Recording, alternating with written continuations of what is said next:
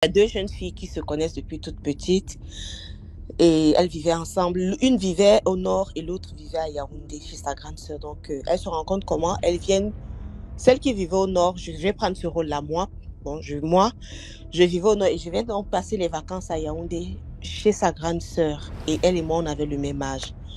Donc, on sympathisait bien et tout. Finalement, on grandit. Moi, je me marie et elle reste chez son père, bien étant déjà bien grande et tout. On devait avoir à cette époque-là peut-être 24 ans. Donc, moi, je fais mes deux enfants et tout. Et un jour, donc, elle arrive à Yaoundé. Elle vivait à Douala. Moi, je vivais à Yaoundé. Elle arrive à Yaoundé et je la trouve mal en point.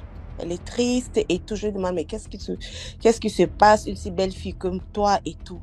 Elle me dit, ah, si je te raconte mon histoire, tu vas pas croire et tout. Mais de toutes les façons, je me sens pas bien. Mais je suis venue parce que je vais rencontrer un monsieur. Je dis, ok, mais tu vas rencontrer le monsieur où? Elle me dit qu'il est... Enfin, il est un peu hors de la ville. Après Razel là-bas. Je connais plus le nom du quartier et tout. Donc, j'ai dit, ok. Donc, quand elle revient le soir, elle a pleuré tellement que les yeux sont enflés. Je lui demande, mais qu'est-ce qui se passe? Dis-moi. Elle me montre la vidéo. Elle me dit, en fait, depuis, elle n'a pas quelqu'un qui peut lui faire la cour, quelqu'un qui peut lui dire quoi que ce soit. Personne ne lui fait la cour. Pourtant, c'est une fille bien. Ça, je reconnais, c'est une fille bien, intelligente, vraiment, et dotée d'un talent pas possible. Elle est styliste. Si elle décide de te dessiner ou de faire une création pour toi, autodidacte, elle n'est pas allée à une école de styliste et tout. Mais elle vivait chez son père et sa mère, elle était la dernière née. Ses frères et ses sœurs étaient tous partis de la maison, chacun se débrouillait. Mais elle n'avait pas d'emploi, elle n'avait pas de mari, elle n'avait pas d'enfant, elle vivait seulement avec ses parents.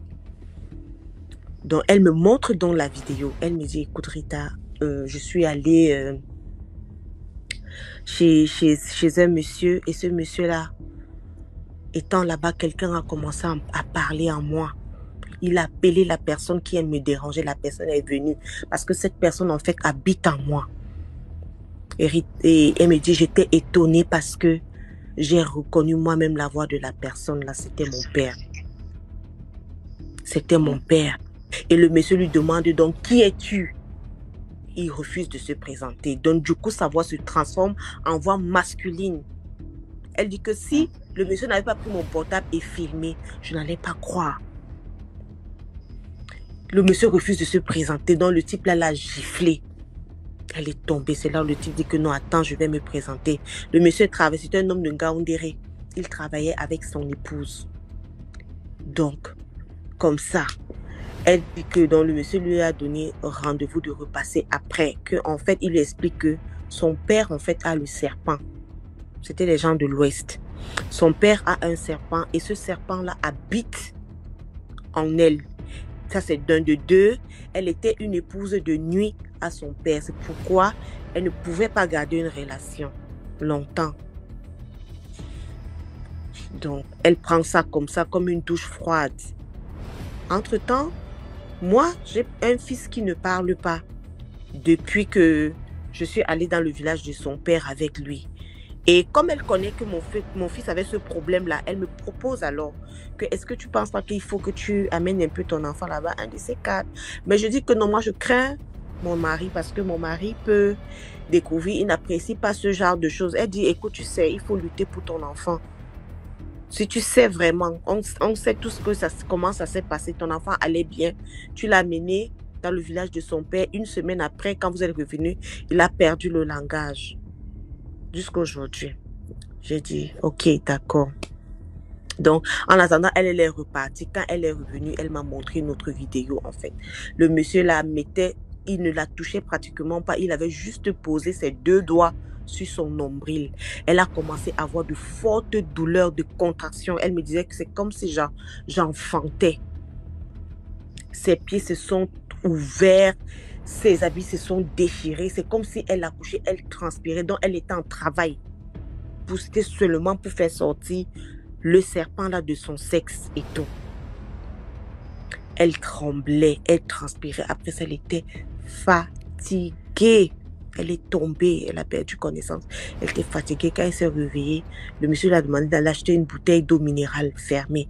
Il lui a donné l'eau minérale. Il a fait des trucs sur l'eau minérale sans ouvrir la bouteille. Il lui a remis la bouteille.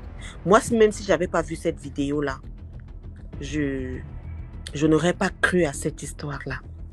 Donc, maintenant, quand je vois ça, je prends courage. Je dis que non, peut-être qu'il faut que je sauve mon enfant et tout, et tout, et tout. Il faut que je sauve mon enfant. Donc, un jour, je décide de moi-même comme ça. Mon mari était au travail, je prends ma voiture, je mets l'enfant dans la voiture, je roule, j'appelle le monsieur, elle m'avait donné le numéro du monsieur. Le monsieur là indique qu'il ne sort pas de sa maison pour venir te chercher. Tu fais tout toi-même, tu arrives, c'est tellement loin. Après Colbiston, loin. Quand j'arrive maintenant là-bas, je vois avec l'enfant et tout. Il pose juste ses deux doigts sur la tête de l'enfant. Mon enfant commence à crier dans tous les sens. Il commence à crier un peu comme un fou, quoi. Il commence à crier. Il dit calme-toi. Quand je panique, il me dit calme-toi. Je vais te dire qui a fait ça. Non seulement ça, ce sont les gens de la famille de son père. Cet enfant est né avec une forte étoile. Et aujourd'hui, ils sont au moins 4 sur lui à utiliser cette étoile-là. Et son père connaît. Je lui ai demandé, est-ce que son père sait? Bon, bref, il a refusé de me répondre. Même dans sa façon, sa manière de faire, je sentais que le monsieur était pour il était au courant de la chose, quoi. Donc, moi, je rentre avec l'enfant. Le matin, on dort tôt le matin. Mon mari m'appelle. Il me demande, tu étais où hier avec l'enfant? Mince. Je reste comme ça. Je dis que comment ça? Je prends d'abord peur. Après, je dis, mais comment ça? Il me dit, tu étais où hier avec l'enfant? Là, tout de suite, je décide de dire la vérité. Je comprends qu'il connaît. Je dis qu'ok, je suis allée... J'ai un monsieur là avec l'enfant, il me dit, je t'ai déjà dit, si cet enfant a un problème, c'est moi qui dois s'en occuper, je vais m'en occuper, machin truc et tout. Je n'ai même pas donné le nom du monsieur, je n'ai même pas indiqué la maison du monsieur. Le soir, quand il est rentré, il m'a dit que, n'est-ce pas, le type là est comme ça, il travaille avec sa femme, dans son salon, il y a ça. Il y a une bouteille même à côté comme ça. Et ce qu'il a décrit, c'est ce que j'ai vu là-bas. Tu comprends un peu, non? Il m'a dit que je ne veux plus jamais te voir là-bas. Le soir, là, quand il est venu avec le frère de sa mère. Un homme très âgé, sans enfant. Il avait plus de 60 ans, le monsieur là, et il n'avait pas d'enfant. C'était son oncle qui était le frère direct à sa maman. Or, je ne savais pas que dans notre chambre, en haut du placard où je n'arrivais jamais, il y avait une calebasse là-bas avec l'eau. C'était en quelque sorte un truc comme un miroir. Donc, en fait, quand il veut savoir ce qui se passe dans la maison, il prend ça, il regarde. Tu vois un peu? Il prend ça, il regarde. Oui, il regarde et il pouvait lire.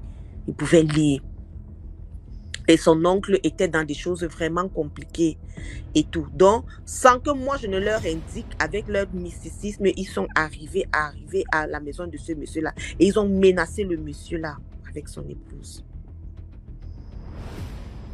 Ils ont menacé ce monsieur-là avec son épouse. Du coup, mon amie, quand elle rentre chez elle, donc à Douala, quand elle arrive, son père, sa mère balaie la cour et lui donne la terre pour qu'elle mange. Elle lui dit de manger. Elle ne comprend pas pourquoi sa mère peut lui donner la terre pour manger.